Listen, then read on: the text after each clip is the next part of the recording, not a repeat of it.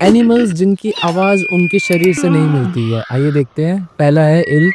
अरे ये तो बहुत ज्यादा कानों में चुभने वाली आवाज है। नेक्स्ट है चीता।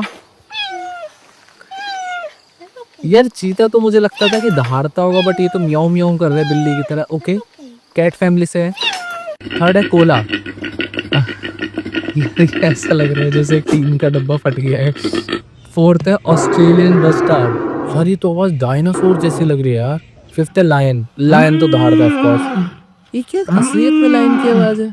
हमें तो फिल्मों में एकदम अलग सी दहाड़ सी दिखाई जाती है, यहाँ तो ऐसा लग रहा है जैसे बफेलो बोल रही है। कीवी। कीवी तो एक बच्चे की तरह रो रहा है जैसे उसे कोई मार देता है। मरमट। अबे ये बोलते भी हैं, सीटी मार रहे हैं यार ये तो।